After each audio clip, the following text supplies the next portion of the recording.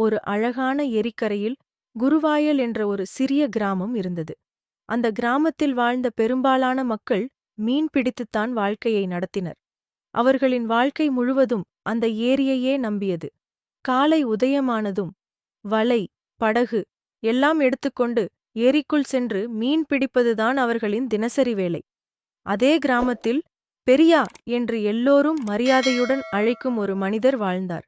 அவர் மிகவும் நேர்மையானவர், உழைப்பாளி, மனம் நல்லவர். அவரிடம் இருந்த ஒரே சொத்து ஒரு சின்ன மரப்படகுதான். ஒரு நாள் காலையில் மற்ற மீனவர்களுடன் சேர்ந்து ஏரிக்கரைக்கு வந்தார் பெரியா. அப்போது ஒரு மீனவர் கேட்டார், பெரியா, சில நாட்களுக்கு முன்னாடி உடம்பு சரியில்லைன்னு சொன்னீங்களே, இப்போ நல்லாயிட்டாங்களா?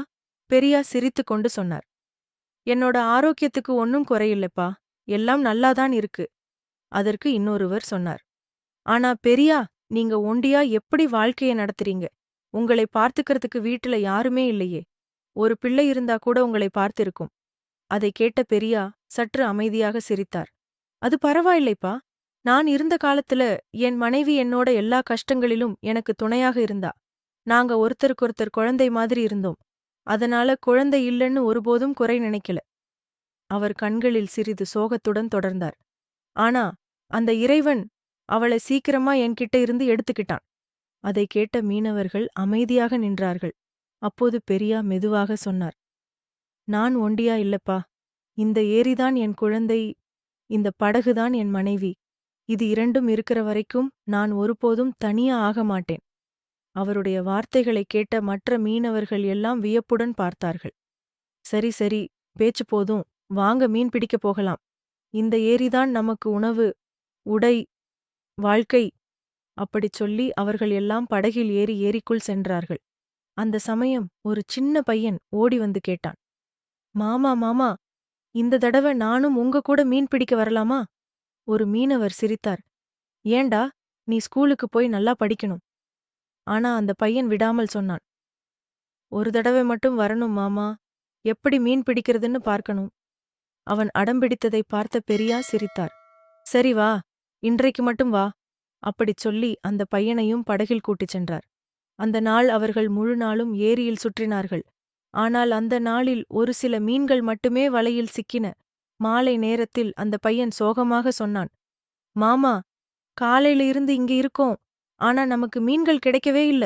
பெரியா சிரித்தார். மனசை தளர விடாதடா, மீன் பிடிக்கிறதுக்கு பொறுமை ரொம்ப முக்கியம். அடுத்த நாள் மீண்டும் அவர்கள் மீன் பிடிக்க சென்றார்கள். ஆனால் அன்றும் மிகக் குறைவான மீன்களே கிடைத்தன. பையன் சோகமாக சொன்னான், இன்னைக்கு நிறைய மீன் கிடைக்கும் என்று நினைச்சேன் மாமா. பெரியா மெதுவாக சொன்னார், மீன் பிடிக்குதில்ல, அதிர்ஷ்டத்தை விட மன உறுதியும் பொறுமையும் தான் முக்கியம். அப்படி நாட்கள் கடந்தன. ஒரு நாள் திடீரென்று பருவநிலை மாறிவிட்டது. மழை வரவில்லை. அந்த பெரிய ஏரி மெதுவாக வறண்டு போகத் தொடங்கியது. ஊரில் வறட்சி வந்தது. மீனவர்கள் எல்லாம் கவலையுடன் சொன்னார்கள், எவ்வளவு உழைச்சோம், எல்லாமே இந்த ஏரியையே நம்பியிருந்தோம், இப்போ எல்லாமே வீணாயிடுச்சே. அப்போது பெரியா சொன்னார், கவலைப்படாதீங்க, காலம் நம்மை சோதிக்கலாம், ஆனா நாம தாங்கணும். அவர்கள் ஊரின் பெரியவரிடம் சென்று உதவி கேட்டார்கள். அவர் சில பணம் கடனாக கொடுத்தார். ஆனால் நாட்கள் கடந்தும் மழை வரவில்லை. ஏரியில் தண்ணீர் வரவில்லை. அதனால் பெரியாவால் கடனை திருப்பிக் கொடுக்க முடியவில்லை. ஒரு நாள் ஊர் பெரியவர் வந்து கேட்டார், பெரியா, வாங்கின பணத்தை எப்ப திருப்பிக் கொடுக்க போறீங்க? பெரியா தாழ்மையுடன் சொன்னார், ஐயா, ஏரியில தண்ணீர் இல்லை, கொஞ்சம் நேரம் கொடுங்க. ஆனால் அவர் கோபமாக சொன்னார், என்னால காத்திருக்க முடியாது, உன் படகை எடுத்துக்கிறேன்.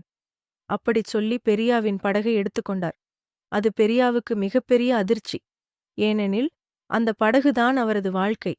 ஆனாலும் பெரியா நம்பிக்கையை விடவில்லை. ஒவ்வொரு நாளும் அவர் ஏரிக்கரைக்கு வந்து பார்த்தார். மற்ற மீனவர்கள் கேட்டார்கள், பெரியா, இன்னும் எத்தனை நாள் இப்படி கஷ்டப்படணும்? பெரியா சிரித்துக்கொண்டு சொன்னார், நம்பிக்கை வைங்கப்பா, இந்த ஏரி நம்மை. பெரிய ஐயா விடாமுயற்சி. அதிக மீன்களை பிடித்து நியாயமான விலைக்கு விற்றார். பின்பு அதிக பணம் கிடைத்ததனால் அவர் போட்டை மீண்டும் மீட்டார். பிறகு அவர் அன்றாட வாழ்க்கையை வாழ்ந்தார்.